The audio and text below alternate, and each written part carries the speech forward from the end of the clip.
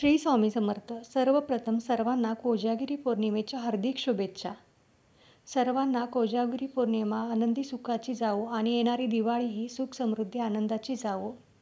आज आपण व्हिडिओमध्ये कोजागिरी पौर्णिमेची माहिती आणि लक्ष्मी प्राप्तीसाठी कोणत्या सेवा केल्या पाहिजेत हे पाहणार आहोत.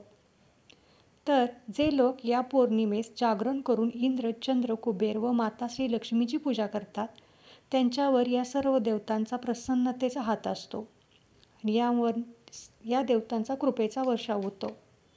शरद ऋतूत पित्तप्रधान लक्षणे होतात. ती होऊ नयेत म्हणून अथवा ती कमी होण्यासाठी मध्यरात्री चंद्रप्रकाशात तापवलेले दूध आटवून लक्ष्मी मातेला नैवेद्य दाखवला जातो आणि ते दूध प्राशन केले जाते. चंद्रप्रकाश तेजस्वी असतो. चंद्रप्रकाशातून अमृतवृष्टी होते. यामुळे भविष्यात उत्तम आरोग्य लाभते अशी आपली हिंदू धर्मामध्ये धारणा आहे. दिनांक 6 सोमवारी रात्री 12 वाजेपर्यंत आपली पूजा करून घ्यावी. नंतर श्री स्वामी समर्थ मंत्राचा 1 माळा जप करावा. श्री लक्ष्मी गायत्री मंत्राचा 1 माळा जप करावा. श्री विष्णू गायत्री मंत्राचा 1 माळा जप करावा. श्री कुबेर मंत्राचा 1 माळा जप करावा.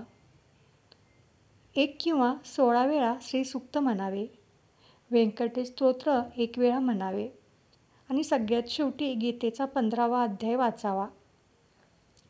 नंतर रात्री 12:39 पर्यंत सर्व देवतांची पंचोपचार पूजा करून घ्यावी आणि सगळ्या देवतांना दुधाचा नैवेद्य दाखवावा आणि नैवेद्य दाखवताना खालील प्रार्थना म्हणावी.